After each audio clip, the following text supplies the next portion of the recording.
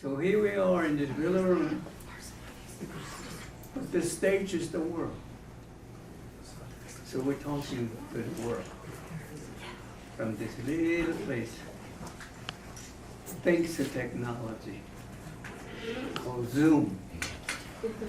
And I talked to my friend, an old man like me, telling about this, and we're going to be talking to the world on Zoom. What the heck is a Zoom? I don't know. I know nothing about computers either. But I said it could be one of the twins.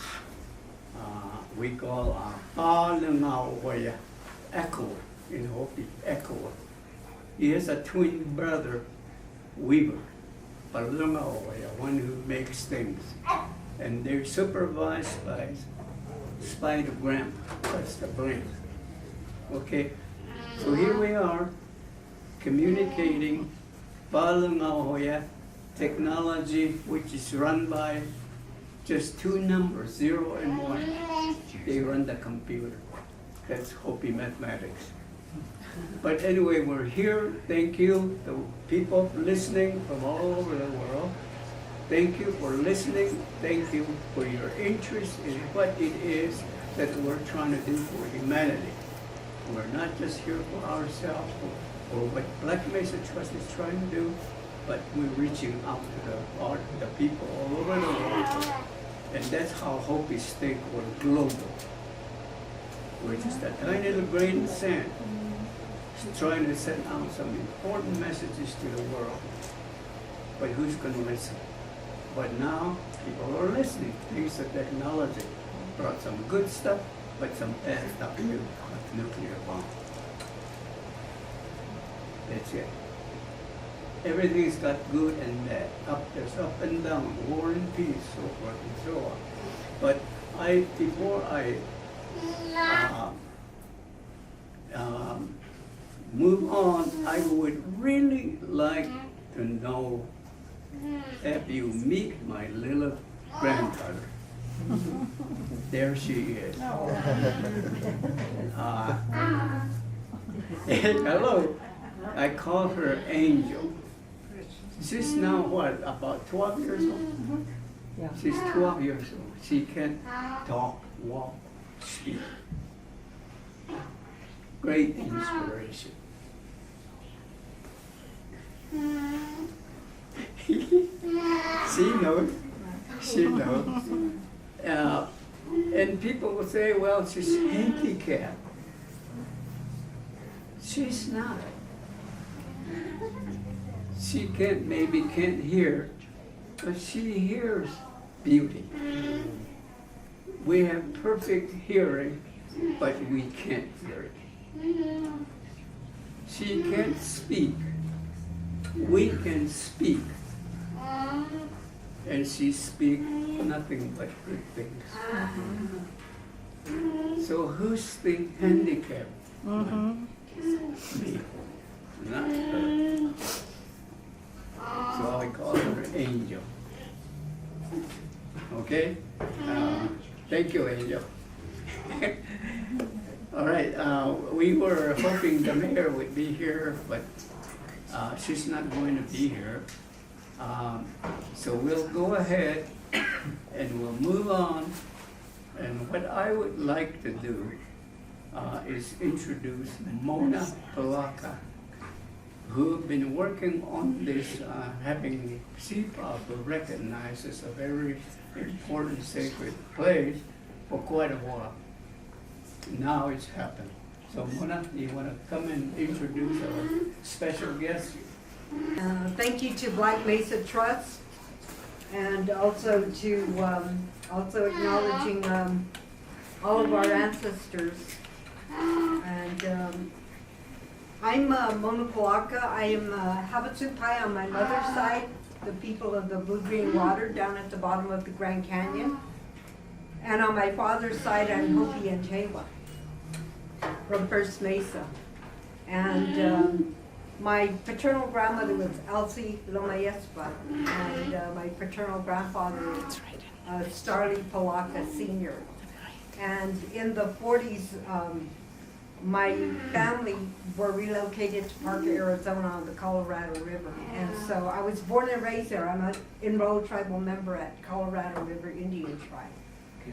But throughout my lifetime, I've been always told of who I am, being of the Hopi, being of the Havasupai, being of the Tewa.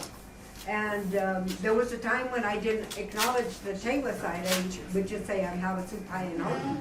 But then one day, one of my grandpas, Thomas Polacca, heard me say that. And he said to me, "You're Tewa and don't forget it." And so I have to introduce myself as also being Tewa. I'm very grateful for this time, this day.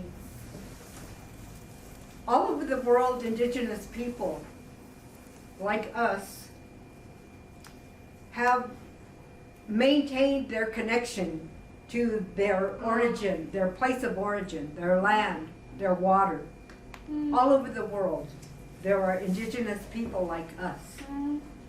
All over the world, there are indigenous people who have sent representatives to come and speak at the United Nations and to remind them, the leaders of these nation states around the world, that we as indigenous people, we are upholding a sacred responsibility, a sacred instructions that were given to us to take care of our home, take care of our land, take care of our water, to take care of life on earth, that we aren't just the only ones that live here, but there are many other forms of life that we must keep in balance in order for us to continue to live in this world. I just came from the United Nations last night. My good friends here from the International Council of Monuments and Sites, they were also there. And there was, for the first time in 44 years, the United Nations came together and had what they're calling the United Nations Water Conference. And there were a number of indigenous people. They say there's like 7 regions in the world that indigenous people come from. And so there were representatives from the 7 regions of the world, of indigenous people that came together. At that, the first 2 days we came together and we drafted and adopted a Indigenous Peoples Water Declaration. And the plan was yesterday, Friday, at the as part of the closing, as part of the work that was done at the UN Water Conference, was to present the indigenous people's voice through the Water Declaration. And so I know that many indigenous people throughout the world have been sending their statements, have been doing this work to protect their waters.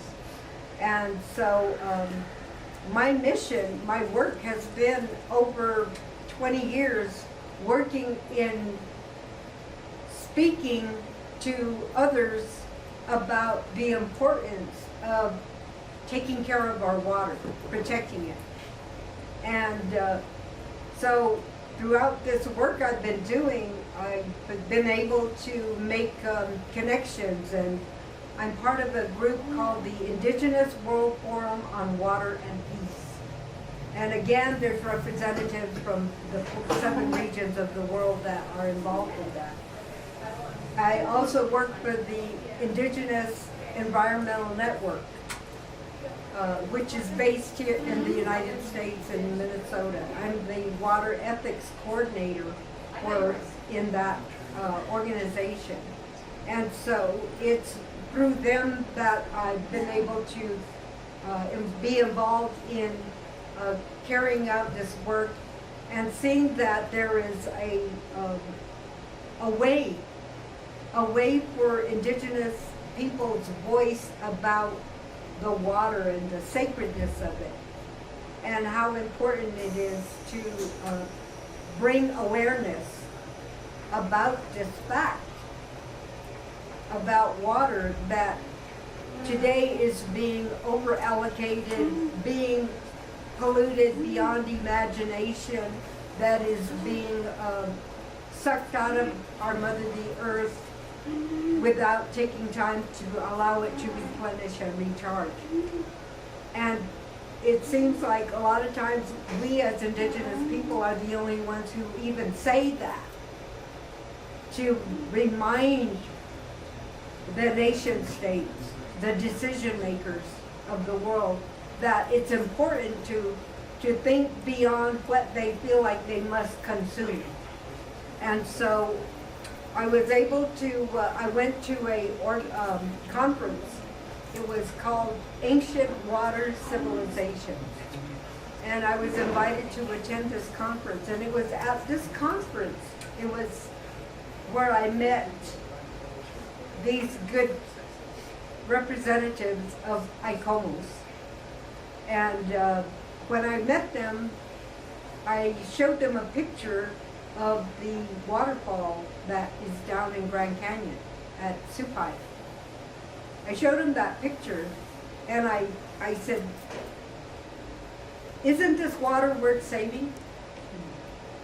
When I had an opportunity to present, I showed that picture. Isn't it, it's beautiful, isn't it?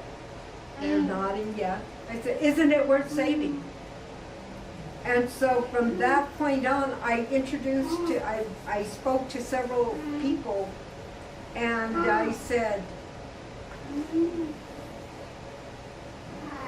how can we get recognition of our sacred waters? And I presented to them this request that says that to establish a classification of indigenous waters as historical, cultural, and spiritual reserves. To give our waters of our indigenous people, lands and territories, to have it established as this kind of designation. And so that began that process. But it didn't come from me. It came from the relatives in Colombia. Those relatives they call the mamos. They were the ones who gave me that mission, that instruction. And so I carried that over there. And so, but of course, I always think about home. Even though I wasn't born and raised within the canyon or at First Mesa, we always were told that's home. We call it out home. And so I always think about that. I knew about the work that Vernon and Black Mesa Trust has been doing about the water. And so I introduced this to ICOMOS, that this could be a possible site. ICOMOS is the International Council of Monuments and Sites, and the International Scientific Committee for Water and Heritage. And so I began to talk to them about it, and so it was through talking with them, and to me it was like they heard. You know, I would say, you have to reflect on, what did you see? What did you hear? What did you think? How did you feel? Because when we use water, that's a complete experience. When we pray with it, that's a complete experience. When we come upon the water, let's say like Sipa'apu, I haven't been there. I've only seen a picture of it. But in seeing the picture, I feel this, I have this, what did I see? What did I hear? What did I think? How do I feel? I have that experience. And from what I was told by an elder teacher of mine was that you do that. And in doing that, you learn and embrace it.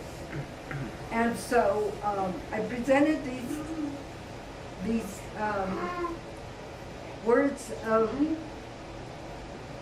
Vernon and some of the other members of the Black Mesa Trust, and they heard, they saw, they felt, and so they went along and they have taken the action. They've taken the action to come over here, take time out from their homes. The representatives, they come from the Kingdom of the Netherlands and from Brazil, and also we have a representative from the United States. And so I'm going to go ahead and give this opportunity to them to go ahead and express themselves to you, introduce themselves to you, and tell you about ICOMOS, its mission, and this beautiful, wonderful occasion here. And I thank each and every one of you, from the oldest to the youngest, and your extended families and others that weren't able to be here. So thank you.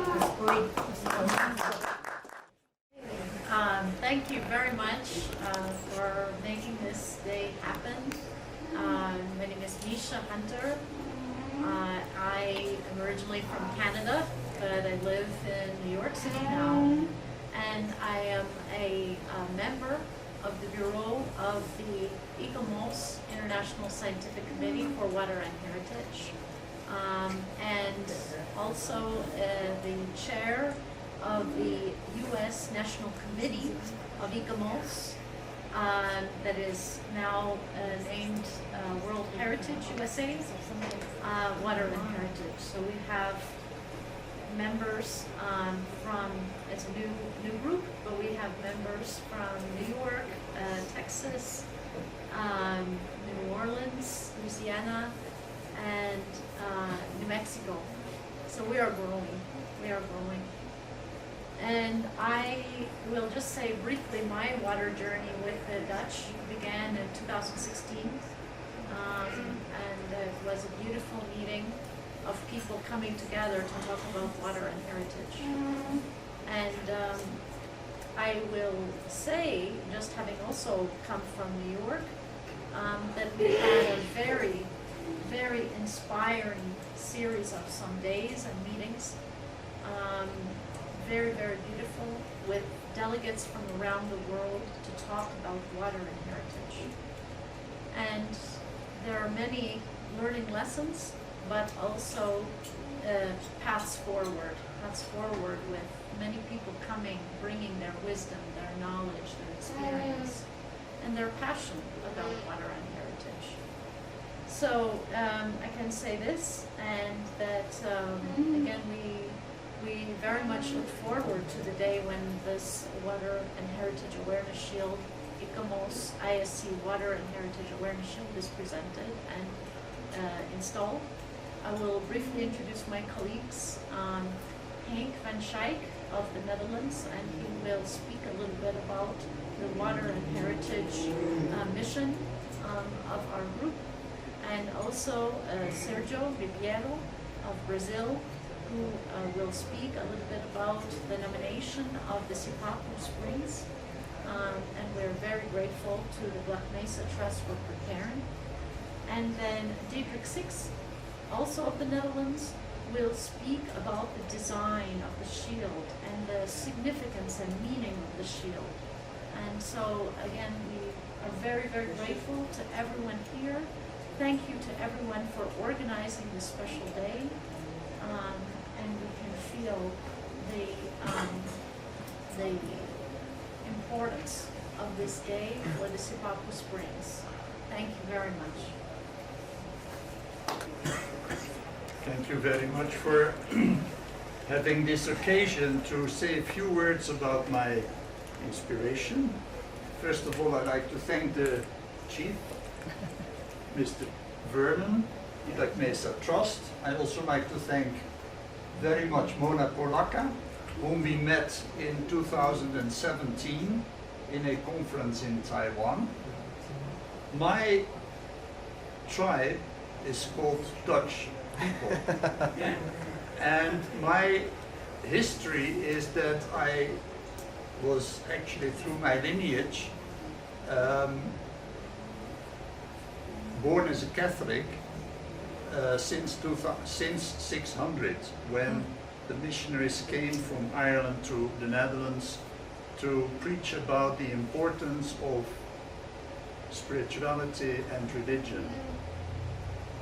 And this realization has come to me more and more as I went on in my career as a water engineer. More and more realizing that our life is not about material development, enrichment, setting up organizations.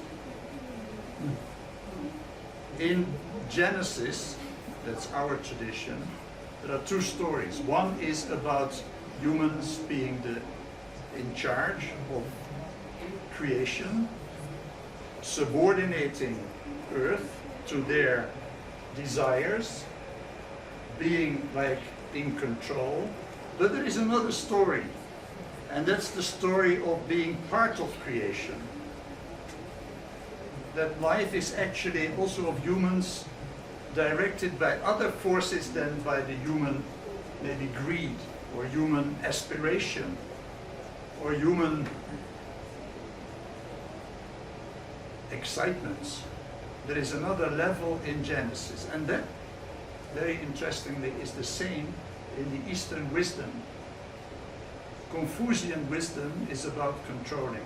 The Taoism is about being part of creation. And also our Pope, at the moment, Pope Francis, talks in terms of respect for creation. And through my life as an engineer, I've come to the realization that these two visions are very difficult to reconcile, but that it is absolutely necessary to try reconciliation between these two, one can say, styles or visions or ways of looking at creation. There is a need to reconcile, even though it is very difficult, even though it is not maybe taught in engineering schools. It's essential to look for reconciliation. And the inspiration for the ceremony in Central Park on Tuesday this week, on the 21st of March, was exactly that the water ambition since 1850, since the discovery that our health is determined by the quality of water, and that is actually bacteria and viruses, etc. Since 1850, humankind is running after solving the problem by cleaning water, rural but also in cities, through more and more ambitious technological development. And when we read and listen to what's happening, we see that in fact our hole is getting deeper and deeper. Instead of resolving, I started in water supply in Africa in the 70s, early 70s, when the mission was to bring health to especially under 5 children, because they were dying 200 out of 1,000 in the villages in Africa at that time. The mission I had was resolve that enormous pain, so many young children dying. What we see now, the number of children dying are much less, but that doesn't mean that the pain has become much less. We have got new problems, climate change. We've got pharmaceuticals. We've got an enormous waste problem from cities, etc. And that's what we heard in the UN conference here in New York this week, that in fact the problem is not diminishing, but it is actually becoming more and more a crisis. We are in the crisis. And the inspiration for taking a step back through the notion of the 7th day, God created the earth in my tradition 6 days working very hard, but the 7th day was a day of resting and reminiscing and thinking and trying to look for improvements. And that's what we try to do here. Also, we are on the eve of the 7th day. We also did it in Central Park. It was the eve for the conference. We brought together religious leaders, spiritual leaders from all over the world in order to create a moment of reconciliation and also rethinking, are we on the good path? And that's where I feel we are so well united. We are so extremely well united, regardless separations, divides, and whatever institutionally may be, regardless of these separations, we are united in a way of spiritual concern, which should not only be, say, felt, but obviously also we should try to find the connections and then act upon it, and try to really reconsider what is our path here at the moment in our world. And I'm sure it's very difficult. It's extremely difficult. But the theme which we have been trying to put on the agenda in the international world, including in the United Nations, is to rethink what are we doing, where are we going, rethink the connections from the past to the future, to the present, and also to the future. Rethink it and take a step back. Take the 7th day as a day for rethinking and also for reconciliation. That was the intention of the ceremony in the Central Park.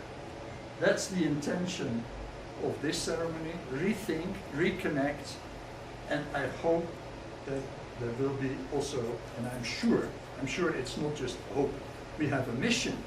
We have a mission. We are obliged for our grandchildren and our children, and we talked about this just a minute ago when we met for the first time. We, and I'm also a grandfather, we cannot talk to our children and grandchildren saying there is a world of doom. We can't. Unfortunately, maybe we are leaving them with a world with lots of challenges, but I also face the world of challenges. As I said, so many children under 5 dying. My children are facing a world of challenges. And that's not the problem. That's not the problem. The point is if they are able to accept the world of challenges and do something and work on improving. That's what I wish, and I also tell my children, I hope for my children, that they are able to carry the world as they receive it and that they can go on, not in feelings of doom, in feelings of despair, but in feelings of I will go for it. For me, that is the role of grandfathers, but also of parents, everybody really. And I hope that also being here, this feeling of reconciliation will be continued through all of us. So I thank you very much. A site in the Netherlands, and then we have a second shoot in the Netherlands as well. Then we had a third shoot that was given to a site in Belgium, yeah, and the 3 first were in Europe, and then due to connections and due to those intangible things that happens, they were connected to some colleagues in Taiwan, and the 4th shield was recognizing a dam there. And then through this gathering that Henk just mentioned, we connected. I invited him for the World Water Conference, that World Water Forum that took place in Brasilia in 2018. And then we have, by the end of the year, the recognition of the 5th site with the Water Heritage Shield that is Águas Emendadas Ecological Station. That is a very important spring or spring area in our country. It's as a matter of fact, many springs together forming a lake, and from this lake, the water goes to Amazon Basin to the north, and from the same lake, the water goes to the south part of Brazil. There is a very rare hydrological phenomena that happens, and it was also very important in terms of the history of the capital city of Brazil. This is why we recognized that site with the shield. So this was the 5th. And then we have some days ago, as was said here, on the 21st of March in New York, the 6th site recognized with the shield. And it's nice that today we are closing. There are some researchers, they say that the cycles in nature and in life happens on cycles of 7, yeah? And here we are today to recognize the 7th site with the shield, Water and Heritage Shield, that is Sipa'apu. So we are very happy with this moment. I think it's tremendous to have to be closing the cycle with Sipa'apu, with a so sacred site for Hopi tribe, and connecting with this immaterial perspective, but also with very material perspective, because we need to fight to protect Sipa'apu. I was here 2 months ago, and Vernon and Becky was telling me about the challenge regarding mining and dams and many things. So it's important also this perspective of having an international recognition for the site from a very prestigious institution like ICOMOS, yeah, that supports UN in the recognition of World Heritage. So we need to work, yeah, considering what we are feeling, our spirituality, but also with hands on earth, doing practical things to protect water, to protect life on the planet.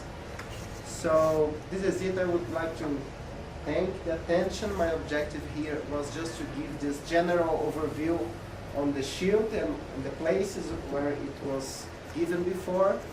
So thank you so much. I'd like to introduce Diederik to explain the shield and give the shield to Sipa'apu. Well, I'm a restoring architect in the Netherlands, and I'm the 33rd generation in my family. So history is always in my interest. But I find a lot of historic people protecting, nature protecting. It sounds a little silly, isn't it? Why are we protecting our dear thing? Isn't it normal to accept it and to honor it? So, when you are protecting, you see you're blocking it as well, eh? Yeah. You put a gate on it, around it, and nobody can enter it anymore. You're not welcome anymore. This is strange. Why we should reconnect with our past, feel our roots, and grow from it to a better future. We lost it, especially maybe the Western world. And now we are all looking to the indigenous people. But we are all indigenous somewhere, but we lost it. And so, this is why I was considering with some friends, with a glass of beer or water, maybe it's better today. It was half full. And then there's the saying, is it half full? What do you think? Do you consider yourself pessimist or optimist? But nobody sees that the glass half full is totally full. You've got the water and the air. It's always more than you consider, because we are always looking with one eye. We don't have any perspective anymore. So it came up that we had to build bridges, and I want to reconnect the history, our culture, and we found the water side. I was not familiar with water things when I started this whole process in 2020. 12, sorry. And then I discovered Henk, and he is our driving force. And well, it is actually so easy. Of course we should spoil the rivers, of course. But we don't do it. In all the holy books around the world, there's respect for nature. We only have to act. So, it's a great honor to be here now. And we found a real connection through all of the world. So, actually, I'm very hopeful because I'm meeting so many inspiring people on the streets and above, kings, queens, and people laying on the ground. I speak to them all. And we are real connected. And then, when we had the first conference in Amsterdam, I never did any conference before, but we said, okay, let's start to invite people. So I invited the water people and the heritage people, and it was taken a whole week. We didn't have a penny, but we had a vision. So everybody, we asked even the biggest museum in Amsterdam, it was just opened. Can we have a dinner here? Well, it took 3 months, and they said, okay. And then I said, okay, will you be honored to give it to us? And then they were not, well, one day they were a little flabbergasted. But it always worked like this. And then I said, you're more than welcome. So, that's why we are here now. To welcome you and to put hands in hands to save our world and live in harmony together with nature, because that's our best friend we got. Now I will explain the shield after I give it to you. 1, 2, 3. Allez!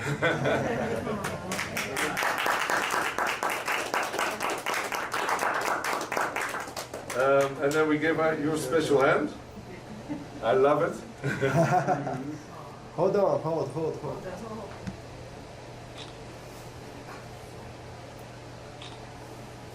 Thank you so much. So the red is the alarming phase we are in as humans, as society. It's also the pyramids you saw in our fingers. The blue is the rising water, climate change. And when I presented the shield in Korea at the World Water Forum, I really didn't consider the white. So they said, Mr. Six, what's the white? Oh, well, oh, we know. That's the wisdom we need. So, it's a great honor to give the Sipa'apu Spring honored by your society. The shield. Die. Bye-bye.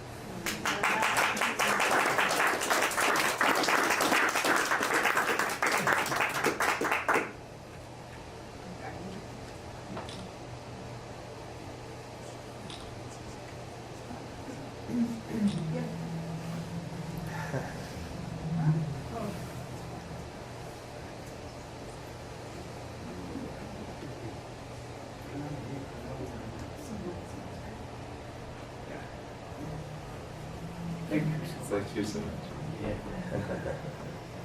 It's quite an honor to be accepting the award in behalf of not just the Hopi people, but people all over the world, humanity.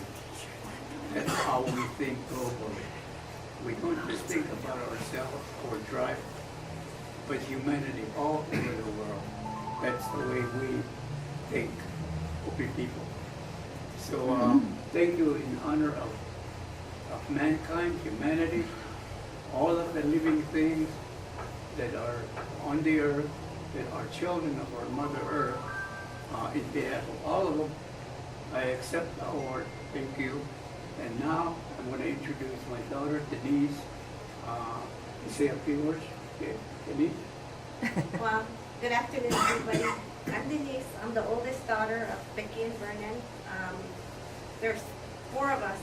We're all girls. And I'm just here to kind of share with you kind of the personal side of my mom and my dad, Vernon and Becky, and kind of what it's like to be growing up in a household where you have a dad who's constantly thinking, you know, has grand ideas all the time, wakes up at like 2 and 3 in the morning and is writing. And then he starts the ideas, and then my mom's the one that makes them happen. You know, my dad does it, you know, it's really my mom. And, you know, I think one of the first, just growing up, you kind of you're accustomed to it, but you don't really know the significance. Just because you hear it all the time. You hear about history, you hear about water, you hear about conservation, you hear about laws, you hear about history. And you just become so accustomed to it. You don't really know the value of it till other people listen. And they tell you, oh, you're so lucky to be in, you know, their daughter because of all that he knows. But, you know, it can be overwhelming as well. And I remember kind of the first project that we were actively involved in. And that was when he had this great idea of going to Mexico, running to Mexico, from Hopi to Mexico City. And, you know, like, who does that? You know, that's like how many thousands of miles? But he did it. He found people who shared that passion, and we actually ran from Hopi. We went through Texas, and then we crossed the border, and we went down to Mexico City. And I think, like, some of you here might have gone with us on there, like Daryl, yeah. But, you know, the other part is just seeing their countless hours of work with the fight against stopping the coal mining. And we know that with the coal mining, it involves a lot of slurring of the water, and it involves the mining of the land and tearing up the lands there, and any kind of like ancestral sites that are there, remains, archaeological sites. So that was huge. I think of everything that they have done together was stopping the mining. And of course they had a lot of help, but it was with their persistence. They didn't give up. That's the thing, is there's so many times I felt tired for them, and I felt like, you know, okay, it's time to retire. So, you know, we can all rest, all of us, but that's just kind of not that's not them. That's just like we're both born to be our heroes, like our warriors. So that's, you know, who they really are to us. And then it just naturally came that, you know, the next thing that they wanted to defend and make known was Sipa'apu. So that's where this one came to be. And they have, like, I think one of the gentlemen here mentioned, you know, this connection that we make with people.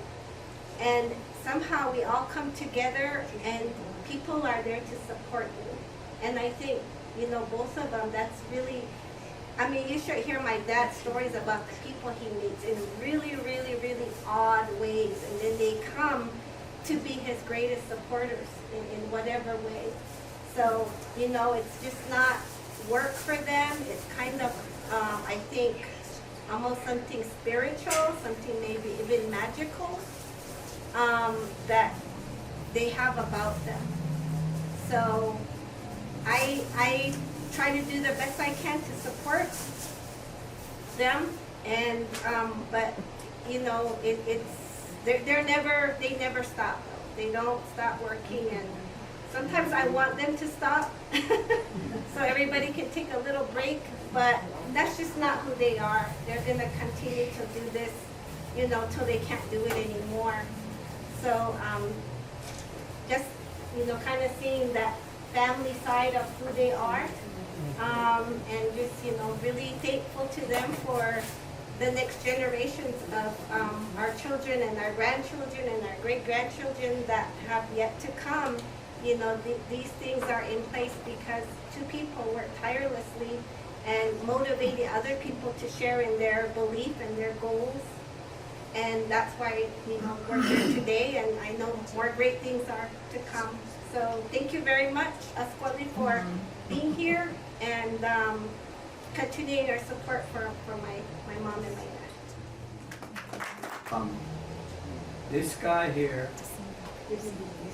is fighting the federal government right now because they wrecked our sacred land at Black Mesa by allowing this huge mining company, the world's largest mining company, to come up and dig out the gold. And they use huge amounts of water. I think right now we shut the mine down, but about 50 billion gallons of gold. They use the water from underground, pump it out, coal filtered water, and use that to make coal slurry. They grind up the coal, mix the water 50-50, and move it into another state, in Nevada, to a generating station. The United States government, the Secretary of the Interior, allowed that. And we were paid $1.67 per acre feet. 1 acre feet holds 326,000 gallons, $1.67. That's what we were paid. And that water that's under, they pump that water from underground. And so all that water is, the water in what is called Navajo aquifer is put there, I don't know, millions of years ago. And you can't recharge it. It's contained in a closed place. Once it's gone, it's gone. It's coal filtered water. $1.67 for every 326,000 gallons. Now, is that justice? But that, so now we shut the mining company down. The federal government, which regulates it, allowed them to go home so they can close shop and so they can go home and leave us with a wreck. Our sacred land. I don't know how many of the human remains, our ancestors settled there, have been destroyed. We have no idea. Because they strip mine the coal. They dig out all the surface area. And there are thousands of ruins up there. We have no idea how many of those ruins have been destroyed. Burials destroyed. We still don't know. But now the decision is to just shut everything down. Let the Peabody boys go home, and they will go home, and we will be left with a wreck, permanent. And Ben is the guy that's helping our people and the Diné people now to challenge the decision, to challenge it. So Ben, you want to say anything? Papa, Yeah. Chairman Masayesva, Yeah. and Papa, Chairman's boss. Okay. Yes, Before I start, I just want to acknowledge my father, Len Omniwa, and my Carol. They're water clan from our village. That's who we're talking about here. So thank you for being here. Okay, we have the same grandfather, Peter Navamsa Sr. I'm Bear Clan, and my mothers are Hikiam, village leaders. We're a Hunyam, Bear Clan. Okay, that's who I am. I'm also former chairman of Hopi. And and one of the things that the council really wanted to do is because I was exposing what he mentioned, so the council did not want me on that chair. Okay? It happens all over the country, doesn't it? Okay? But I want to say something, a couple things, before I go back and talk about Peabody coal mining, is we are here with the same vision, the same goals about preserving our water, our natural resources. That's what we're about. That is hope. That's what we're supposed to be about. Okay? And so that's what I'm doing. Nobody told me to do it. Nobody told him to do it. We just did it because we are Hopi. We have this duty to be good stewards of our lands, as Masa told us to do. So it's a self-directed effort for me. I've been doing it for years, on my own time, on my own money. Nobody's paying me, nor do I want to get paid. Okay, because it's something that we all, Hopi say, no, chama maguya biasa tapio, okay, naman mihala ki mamiyuri tapio, panobi ispita mikita audio, kya kya na ya obi kami yet about and so yo. And so I want to talk about water. As when we were fighting John Kyle back in 2012, we came up, we coined the phrase, water is life.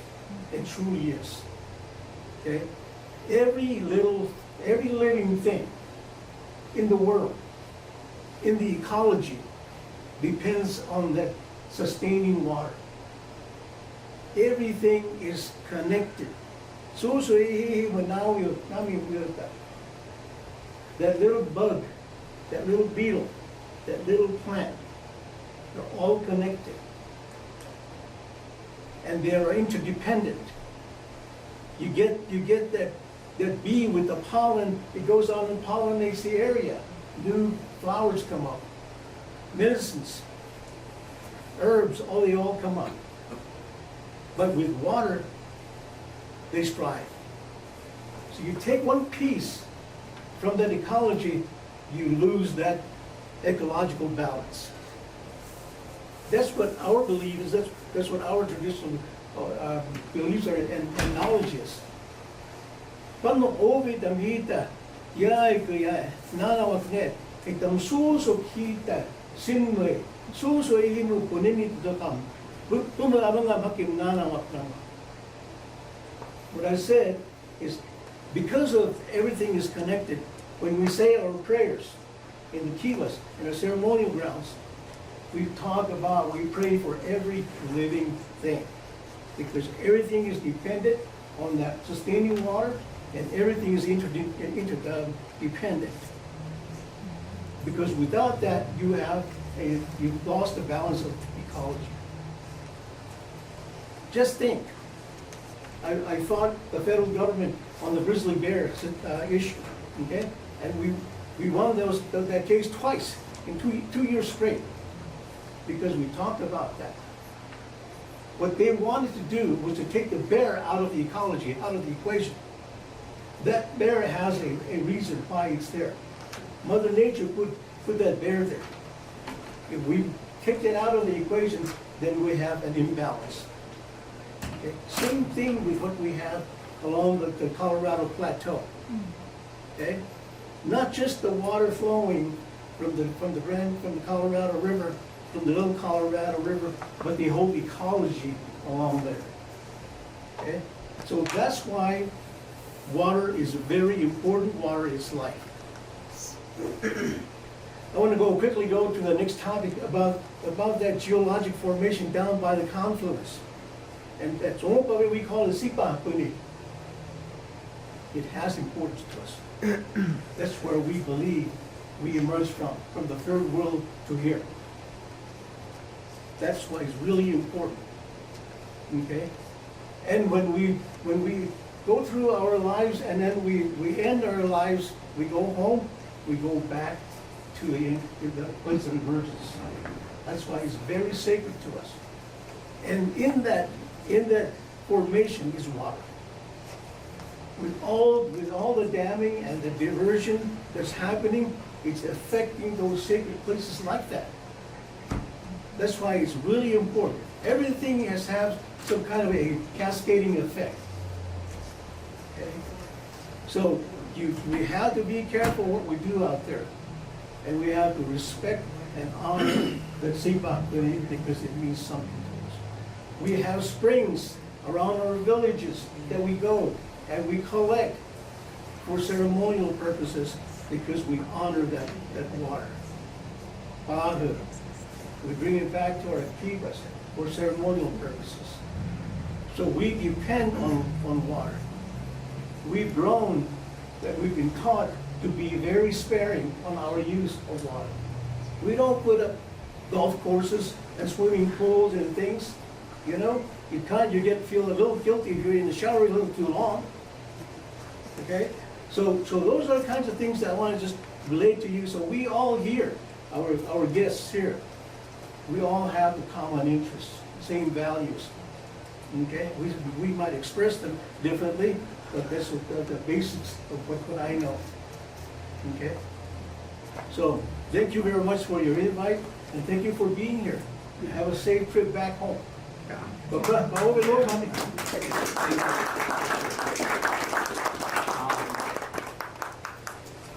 Thank you so much, and thank you for all the work you're doing on trying to challenge the government decision to just leave us with a wreck.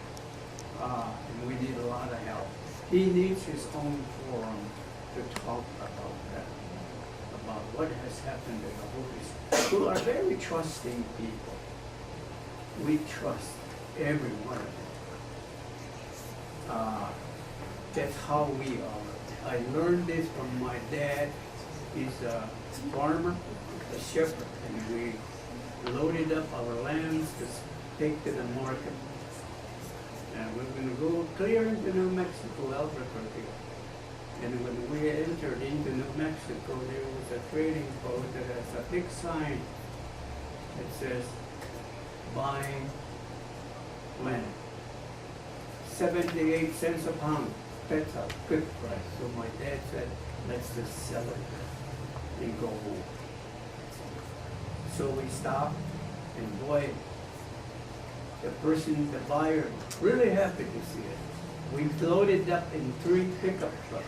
The lightweight, the small weight, middleweight, and heavyweight. And then he started weighing on the scale. His hand like this. And I noticed that for some reason, the lightweight was weighing almost the same as the middle ones. Seems like there was no difference.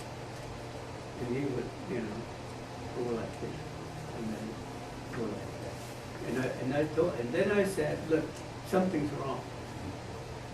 They're almost wearing the same, weighing the same. He didn't know what to say. He said, well, what should we do? Well, you got 50-pound bag of dog food there, put it on the scale. He didn't want to do it. And that's when my dad said, come here, dog food.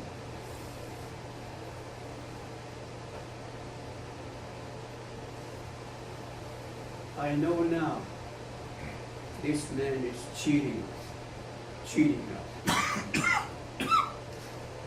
But that's not my problem. That's his problem, not mine. I trust people. Let's just sell it and go home. And then the buyer said, well, maybe it's the bull that was here and maybe messed up the scale. That's what else he said. And see what he had here was those little aluminum things you balance the tires. It's magnetic. That's what he was using to manipulate the way. So when he finished, he goes like this. Of water, you know, it comes together in this way, and just the way we're talking about, the way ideas are coming together, the way the spirit comes together, you know. Vernon says, water is what connects all of us together. We all come from water. We all come from the sea. And water, just like, you know, when it combines, it comes together. And hopefully maybe all of us together can bring our good ideas, our good energies, our good thoughts, you know. I must say that I feel like in my personal work, I feel like I'm howling, I'm crying, you know. That really is the mission of what I'm doing. I'm howling for the people, I'm howling for our lands. Somewhere between 500 and 1,000 open pit uranium mines still left over from the Cold War on Navajo Nation. Uranium contamination, 45 billion gallons of water taken out from underneath Hopi in the world's largest strip mine in operation. Now, the state, the city of Flagstaff, and the United States government all take the position that we have no right to the waters of the Little Colorado River because it lies outside the reservation boundary that they drew around us. Hopi is the oldest continuously inhabited communities in all of North America. Sumopavi or Jaivi, Wopi being established maybe about 1,000 years ago, along with Acoma Pueblo in New Mexico. Flagstaff's been here, what, 150 years, but they're making the rules for us. The question again, like Vernon said, is that justice? The Supai are the only people kicked out of the Grand Canyon in 1918 so that we can have a national park in 1919. And today, they're the only people that are threatened by the existence of the only operating uranium mine in the state of Arizona, because all the other tribes, because of Navajo's experience, have outlawed uranium mining. The only uranium mill in the entire United States of America, one state above us in the state of Utah, again, only threatening one group of people, that's the Ute Mountain Ute Nation. Vernon also often explains that this sacred landscape that we're on, the entire plateau, you know, to me, that's Hopi land, you know. And it's not that we're claiming an ownership of it, because as has already been said, we were given the privilege of living here. And if we would live in humility with simple technology, honor the cycles of the moon, the stars, you know, and the rains, the waters, that our lives would be extended. And I hope, like you, for our children and our grandchildren, that, you know, their lives may be extended too if we could somehow return to a conscious humility. Thank you. Yeah. I'm his godfather, by the way. And thank you for singing the messages, crying out the messages for us. I know we're kind of running short of time, so thank you. I'd like to also now go to Howard, his trustee from village of Masayesva. It just sounded real short, and I think that everybody here, during their talks, they all had very important things to say, and it's heartfelt, you know, when we can come together and do things of this nature without having to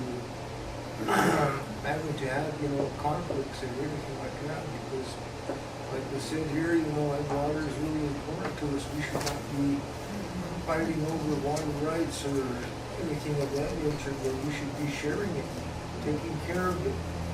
I'm also one of the Hopi religious leaders at the village of Masayesva, and that's part of my responsibility is to deal with nature. So I pray a lot, you know, for water, for all life within the planet out there, and I hope someday that it will become a reality, you know, that all these things will go away, you know, like global warming that I think we have said earlier. And one thing that I wanted to reiterate too is when the person was talking about building a gate and then it no longer belongs to us.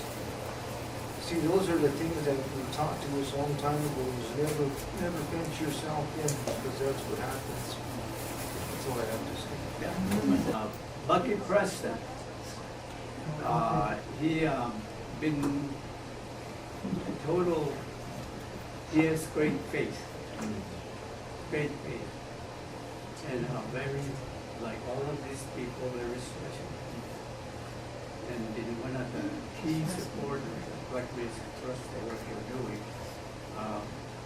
Paisa mo kumbay asong kapasin ko asong nanawag na tayo kuya.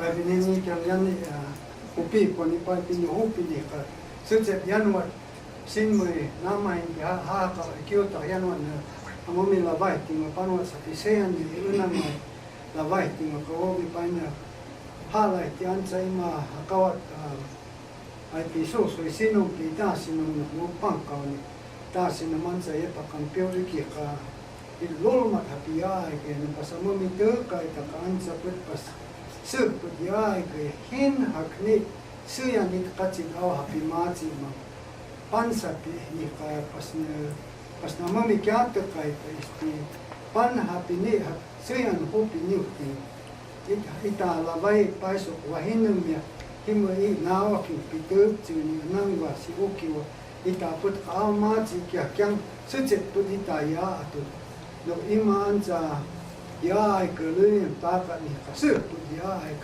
go ita put awuan kya kyang nangak nengam ita put hapi nami tangala we put panta ka kita nak kalan kya kyang kami Yesu ispi suyan isat pinupay Vernon au pangka himu pas i kui patu wakats himu pas pam punao diay ka kapangka putak sa ita mungwa siya itang su kita itang ambiyan na sesta puima yuyo pa ang paniyo susulig pamhapi itang am na sesta kawoy sunyawnin pahanat kita nino alita pi Hopi pangka kung ita pas kachile hapi Yesu heaven pahanat kita nino pahanap ya kami wat put tuai kem itamu mi ita ipet yes pu ni kowe itam anca paskaja tu tat hinya itamu mi lavai tika put itam awuan kya kyang ya pi ita ki ang nan kusan kyang hapi na kalan kya kyang Yesu no anca i ye ani talalwa pas pi sip siu taka an sunyo kyang ya ke kapasi tamu mamas na himo ni ka pai pi Hopi ang panta pai ta pi pawan ni tatita himo yem ni kyang pam pi pansok Sipa'apu ni ya ta ni no pam hapi pas katusi ni hapi pas yan ya ke no kawo ni pa ta hisa pansok kami ha ni ka pai na pai mahaki a Henk kala i tup chu ni to no ko ni yan wa mo ya anca Vernon ni Irving tasin na nawak na senti paya senti asunta ni kuya paya kuya ano anca pay pi akawasin isa kuya mamats na ni Henk kaw pa pay ni pi yanwa di na siya na nawa kyang ya atang kimay papain hala ki susuk na mundi mo hala kya kyang ang kaaway mo kyang nan kusani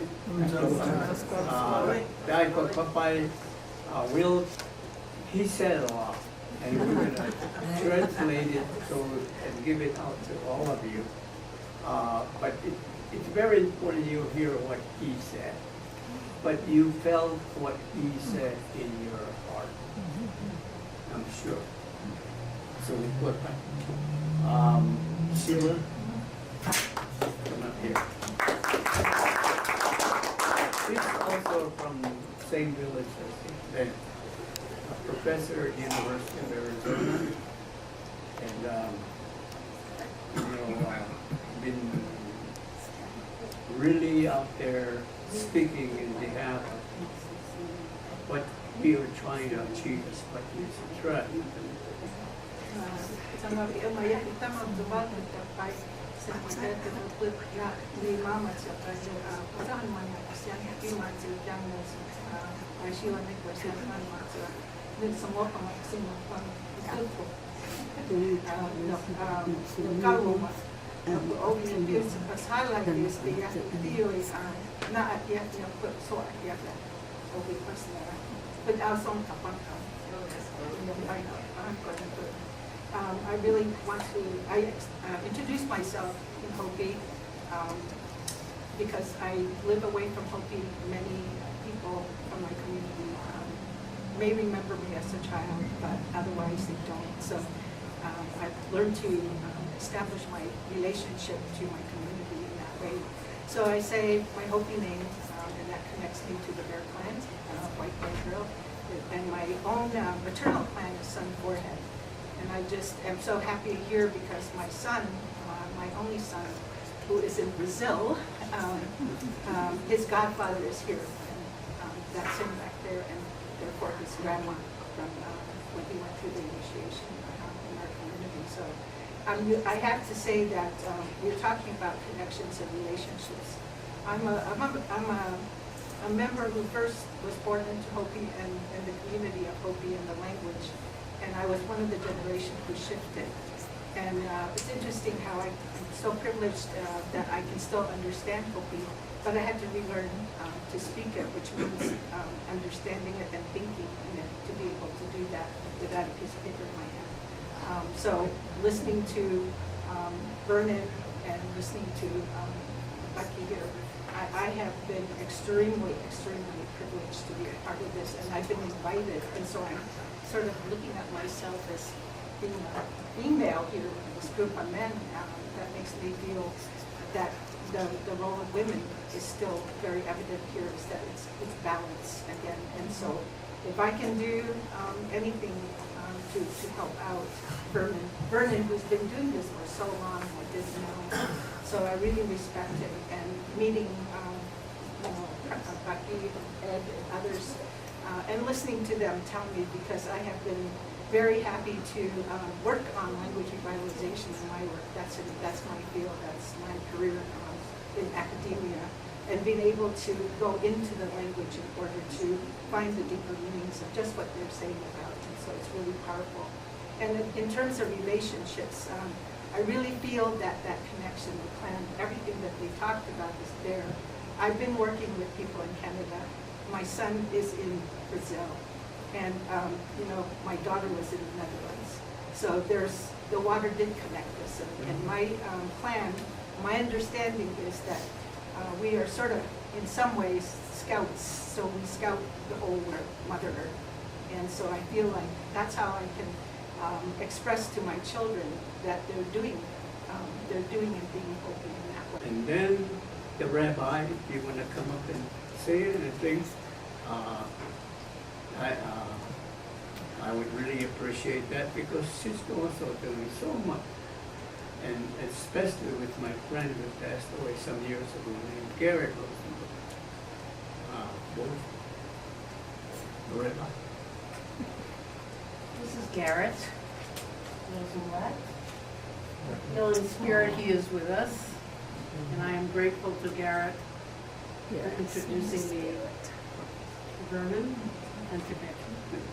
The first time we ever met each other was at a gathering Vernon and Becky had hosted to talk about water in our various traditions.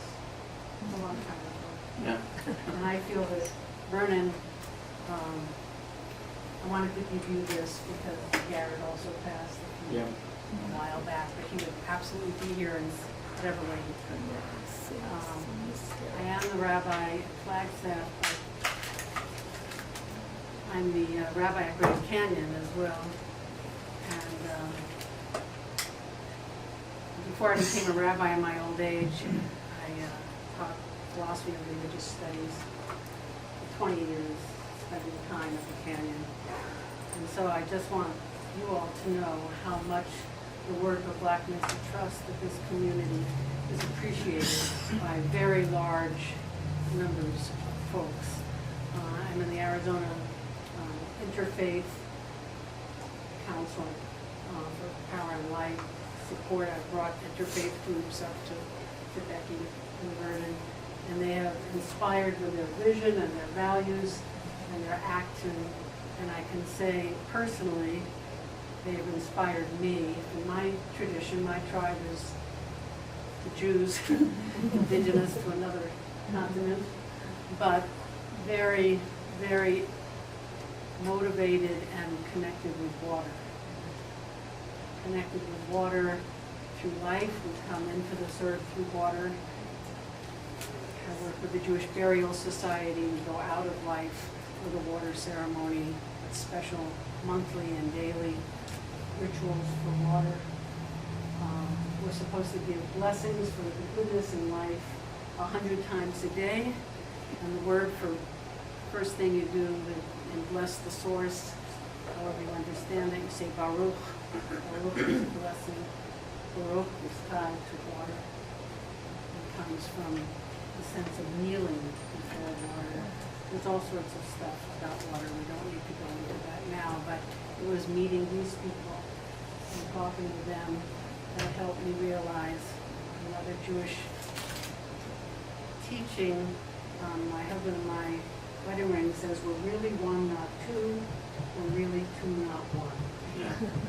And across our differences, there is a oneness, but we're not here to be clones. We're to express our commitment to action, our commitment to future generations by doing something. We're not expected to complete the task, but we cannot lay down our peace. So I thought maybe I'd end by asking you, if I said shalom, you probably know what that means. Yeah. It means peace, but it really means wholeness, the wholeness of the earth, the wholeness of communities. Salam in Arabic. I know Pas. I know Japanese, Heiwa, but I don't know Hopi. How would you say peace and wholeness in Hopi? Loloma. Lolama.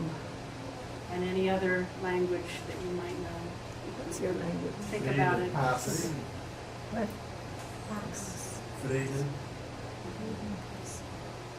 And in that spirit, we are so grateful to Black Mesa Trust and so grateful for you acknowledging their importance to us.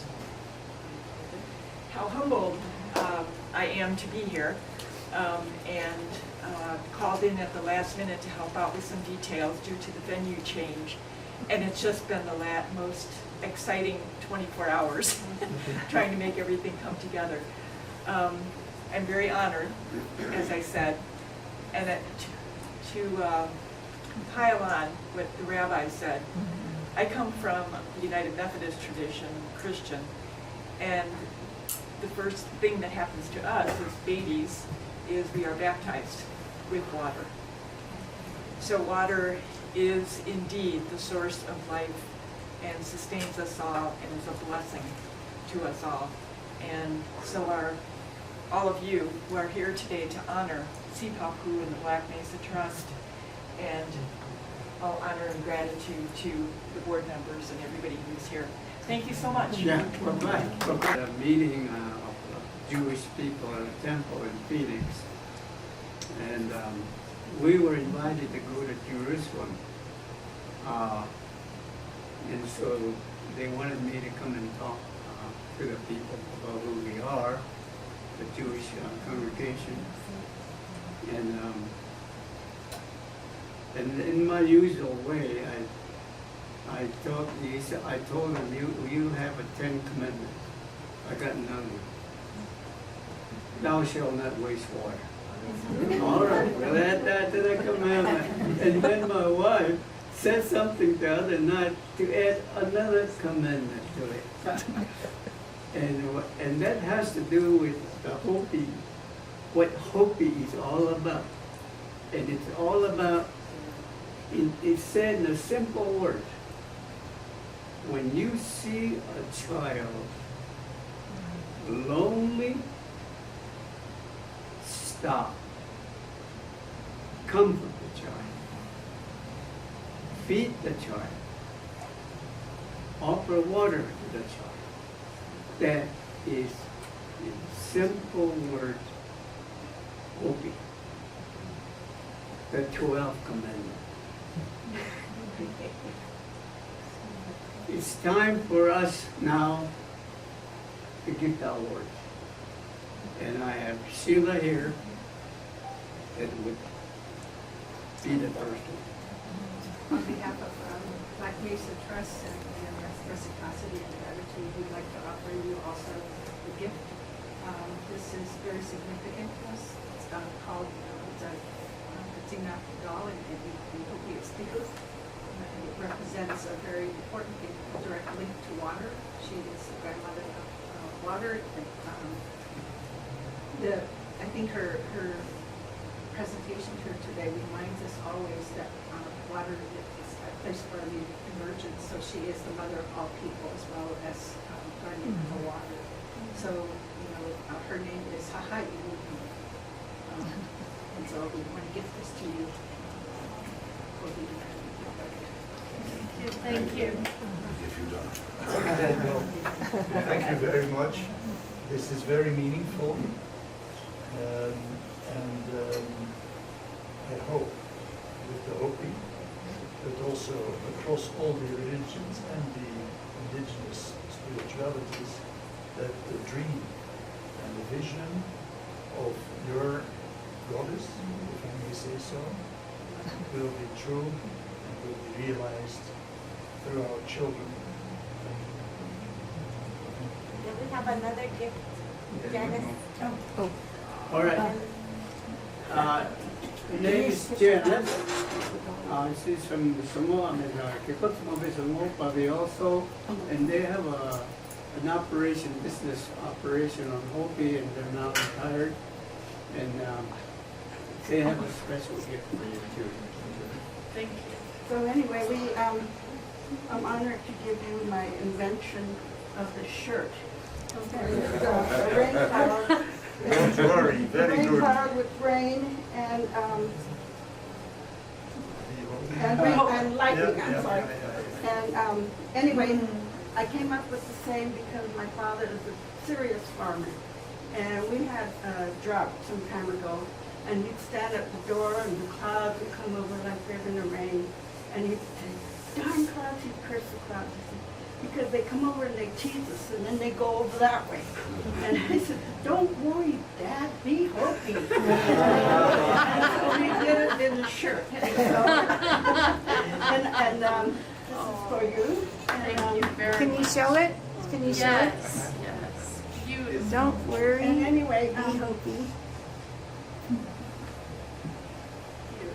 so we are honored to give each and every one of you. I had to bring the caps because Vernon misplaced the sizes of all of them. Mediums and large.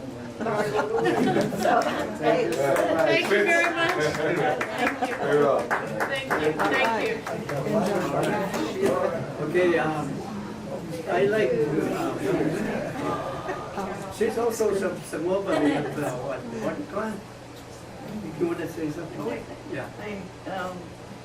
Looking at this, let me just explain also that because she is the water, the container she has holding there, that is water in there. So she goes around to all the people and has everyone drink that water for life sustaining. So that's what that means also. So when you look at that, like then, Yeah. so yeah, that's when you know there's a significance of that. Thank you very much. Thank you so much. Yeah, so we are all water goers. There's water in our body. And so when our life ends here, the gourd die. But the water ascend in gladness to another place, the spirit world, the ocean world, and come back. It's rain, snow, to fulfill Earth Mother's breast with fresh water, so we can all nourish from it. In Hopi, there's no such thing as that. Just a transition. Okay? And so your water goes, our water goes, your water goes. Okay? I thank you. And also, the corn that she's holding, that's Mother. right, it's white corn. That's the mother corn. And it's the sustainability of people. I have a question. You have been recording what we have done here, right? I'd like to propose that this is being made into a film of maybe, I don't know how many minutes, and that we will show it where we go. Share it. And also show it, to present it. We have interreligious communities, we have universities where we go, which is in Europe, but also in Netherlands. I propose that the film, we'll show it through ICOMOS, as a film of this ceremony, but also take it outside where we go. Sérgio in Brazil, Meisha in New York, we in Netherlands, but also in Europe, actively carrying it into the world, not just passively in streaming, but actively going out with the messages which we have heard, including about this mother of water. Thank you. Thank you very much. I just want to also introduce myself. I didn't do that. My name is Carol James. I'm also of Sipa'apu village. I am of the club in Water Club. My son is Charlie. His name is Lenhomiwa. Like Ben said, you know, we come from our grandfather, Peter Novamsa Sr., and when Vernon speaks, I hear my grandfather's words coming out of Vernon. And when I first met him and he spoke with us, I was telling my son, he talks just like Wa'a does, doesn't he, Ben? Your vision, your who you are, what you want for the people, for humility, for humanity, that is who you are, and that's what Wa'a was too. But can I ask you, what are the 4 elements of life? Water, fire, Water, fire, air, earth, and water. not one. Soil. Food, yeah, earth, okay. Yeah. So what I do, just to, I know everybody's tired, but my son recently drew his vision. You know, when Peabody stopped, people, you know, got cold, and that was the fuel they Hopi used for warmth in their homes, to heat their homes. Okay, that, you know, went away. So now the Hopi tribe did not have any revenue, any, you know, like heating source for the people. So like people, okay, what do we do now? Where are we gonna get our fuel to heat our homes? You know, Hopi is nothing but rocks and mesa, you know, sand, dirt. So if we need fuel, you know, we go out and get branches of wood, you know, we have cedar, we have juniper, but they are like way out there where we have to drive and chop it down and bring it home. Well, my son had this crazy vision. Okay, I'm gonna bring wood for people. Yeah, the old beat up truck. Went up there, brought home some wood. And first he went to the elderly, you know. And my son, my youngest son, I said, his name is Moose. I said, we need to go help this one lady out. She's on dialysis. She doesn't have anybody to help her. We brought her a load of wood. The idea caught on, so it started from that. Now, it's just like we need the fuel, we need food, we need water, we need air. Isn't it ironic how we all have the same goals here for humanity? Thank you. Yeah. Thank you so much. Yeah, what she's talking about is another cornerstone of Hopi, which is Pa'angnin. We all help each other. And that's exactly what the son started, bringing in wood and giving it out to the people. So thank you so much for doing that. It comes a passage from a book called Blackfoot Physics. Blackfoot Physics. I think it's David F. Peets. He's a theoretical physicist. He wrote a book called Blackfoot Physics. Blackfoot is a name for a tribe. As you sit with native people, walk in nature, and spend time at sacred sites, an unusual transformation of consciousness takes place. For a time at least, you can begin to hear, see, feel, touch, and taste the world in a profoundly different way. You can think and perceive with a different mind, so that your ego can temporarily at least blend into that of other people. Thus it may be that for a few moments, or hours, or even days, we can enter into the heart and head and body of another culture. We will always return to our own world, for that is where our roots lie. Nevertheless, on our re-entry, we may be changed in some subtle yet important way, and able to look back upon our own world and see it through alien eyes, appreciate its limitations as well as its beauty and attraction.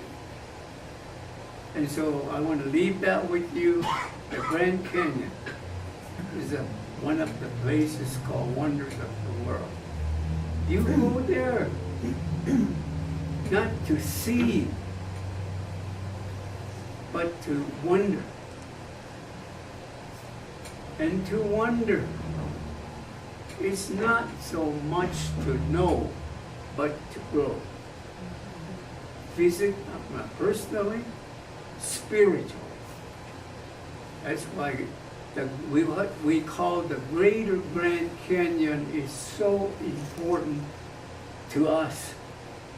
And one of our goals is to create what I call the Greater Grand Canyon. Right now, when you say Grand Canyon, you talk about Grand Canyon National Park. The Greater Grand Canyon extends beyond that and includes what Ben talked about, Colorado Plateau, a sanctuary for all mankind. All mankind, a safe place.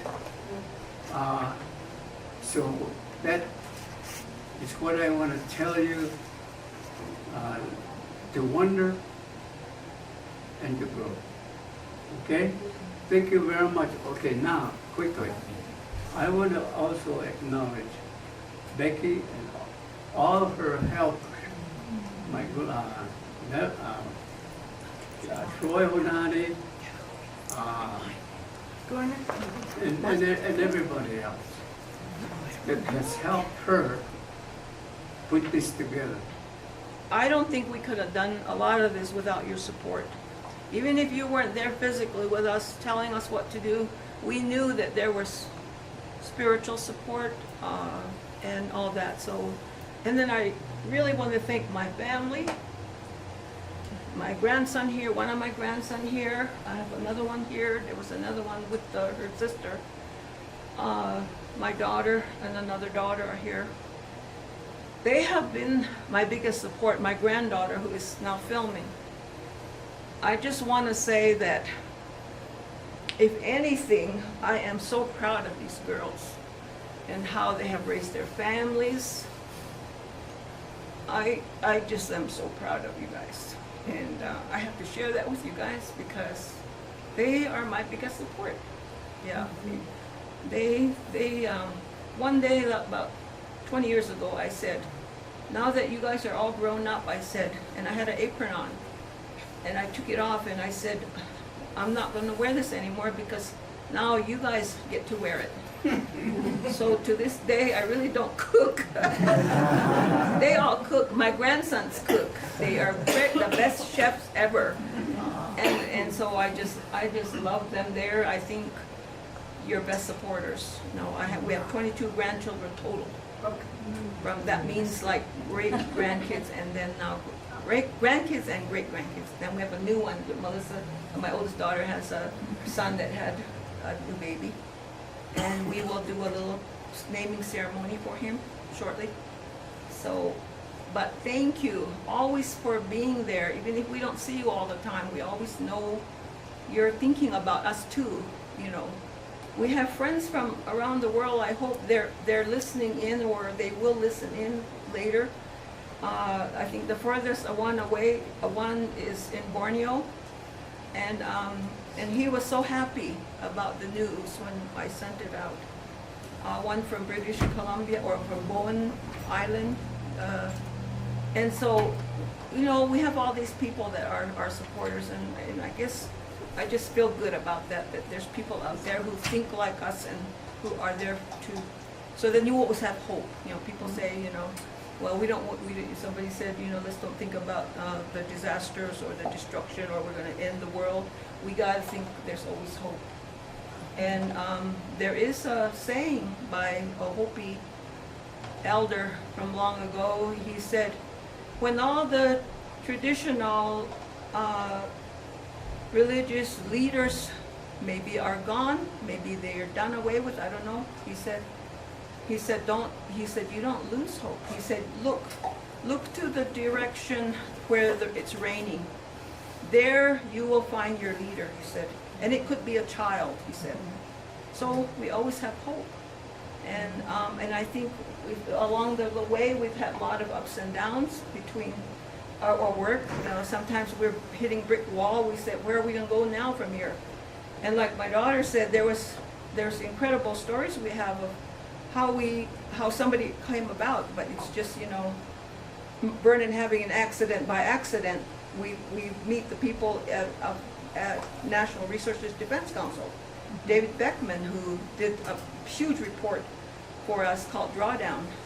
So you meet these kind of people, and it's like incredible. Then all of a sudden, you know, we're back on board. We say, oh, all right, you know, we're going forward again. But we always had our ups and downs.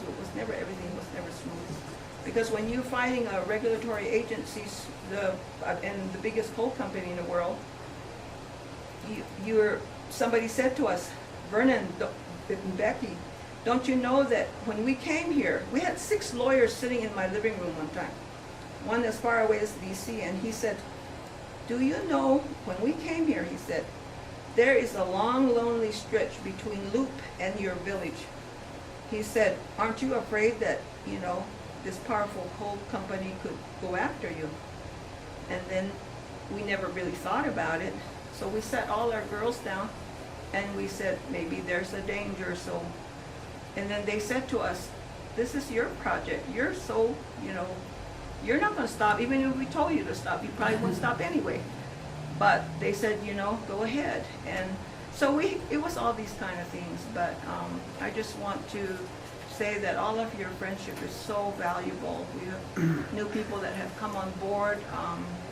And I really appreciate Ed. I talk to him a lot because he has a lot of knowledge that I can connect with. And this girl, my granddaughter here, her and I and another grandson, and of course Jordan here, we have a lot of talks, and it's nice because our kids, our grandchildren are interested in what we have to say, and we have discussions. We have discussions into the evening, right? We never go to bed sometimes, right, Michaela? Mm-hmm. So it's just incredibly wonderful to have this kind of family around me. And then now all of you, and I want you guys to come back. I want to be able to host you in my 100-year-old house. and let's talk some more. And where can we go next? What's our next project? We said, okay, we're going to stop in 2 years. But I don't think so. I think we're far from that. So thank you so much. Thank you. Okay, go ahead. Well, thank you. I know the day is running long here, so I'll be as short as possible. I just want to thank everyone for coming today and sharing in this special moment. You know, I think I can say very clearly that today isn't about us. It's about our children and the people that haven't been born yet. That's the reason why Maitaha is doing the work that he's doing. It's not for himself. It's not for any of us that our lives are short. It's for the people that haven't been born yet. And so I appreciate the work, the tenacity that he's demonstrated, and I hope to continue to follow in his footsteps and carry on the work that he has already started. So thank you, everyone, and I appreciate everyone, and have a safe trip home. Thank you. Again, thank you, each and every one of you, Vernon, Becky, all this hard work, and never giving up, always having that hope. I found this on the web. And so I just want to announce to you all that part of the receiving the award requires that this shield be placed in a public space, so that, just like we're saying, we want the world to know that there is another kind of a relationship that our people have with this water. And so we have approached the Grand Canyon National Park. The plan was to have it installed there, and so that proposal is moving forward. Being a federal governmental institution, we have to follow all their regulations, application procedures, that kind of stuff. And so in speaking with the tribal liaison there, it was suggested that the installation be made at the Tribal Welcome Center, which is under construction right now. And our proposal to them is that at the time when the Tribal Welcome Center is opened and dedicated, that the shield will be installed at that time. And so it's going to be at the Desert View Tower, that lookout point there. And from that point you look into the canyon and you can see the river. And this is in talking with Vernon and Becky and some of the other folks when we first initially met and started talking about this. And we talked about where would we put it. And that would be the most sort of neutral place, but at the same time fulfilling the requirement of making it a public display. So I'd like to just offer that, share that with you. In the meantime, it's going to be in the care of Black Mesa Trust, Vernon and Becky and your board. It will be in your care until that time when we are able to establish its installment at the Tribal Welcome Center at Grand Canyon National Park. Thank you very much. Becky and I are the only staff. We run it, our Black Mesa Trust, out of her house. And she's, I think, getting tired because there people keep coming and she has to run down into her little den. I call it snake den because she has a snake line until the guests leave. Then she comes out and here comes another one. There she goes again. And, you know, I mean, I don't know, now over 30 years. Been doing 35 it. years, And I yes. think she's kind of getting a little bit tired. Is I'm in my own house and do my own things. So thank you, Becky.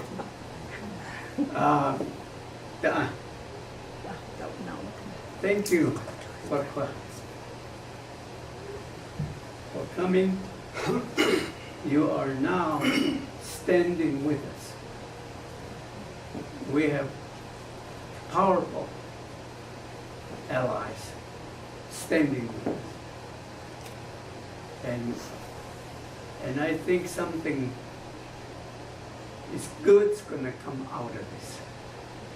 I feel it, and I hope that that happens.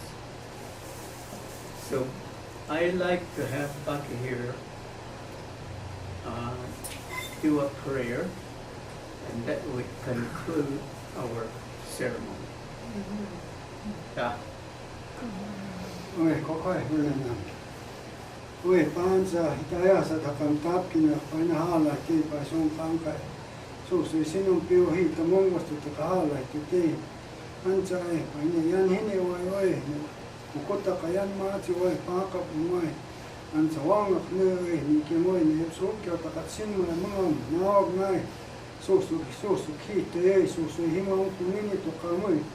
Ansa pang puma các niang happy wheel ka tunga yawa an sa ni sa put it pu ta hala to te ka kai an sa yang nana ni ba kai ma o ma te pu ta mo mi te ka ka tu moi an sa ye ti tau ki wa au te ka i mai ta mo o ka tu ya yang pala ya ki ta mo happy ma ko ya ita puta na ka lam ki ki pu ya ka mi ki ni ka yang wo ki so ita hala ya ni o e an sa ai so hi te so hi mai ang ma ka ni ang ha pu i wai pang ma pan kya ki moi ka hi ta ma lum tu tai in ma ya wai kya ki ma na put an sa ni bu sa ni pu te pha la ki pi wai an sa i mai ya ma le ki ka mai an sa ya ka ni au ki ang pu ma nan ku san tan no ko ka mi ma mo ni kyang te wala ka ka hi mo ni ku sin ta ka mo ki ni o e ancha so himo yet e lolma gopa kachin namani hala kachini navas kachini pakwa kachini sup halau ta kachini gopa lolma kachin nama so kya ta kachin mo amani mo yumi ha komita mita kachin navo kya untani so kya ta kachin mai zantani. Thank you, and again we'll translate that for you. But he wished you well. Go home safely. And thank you for being here, giving us energy, support. Thank you so much. Essentially what he says, go home to your home safely. Okay? Thank you.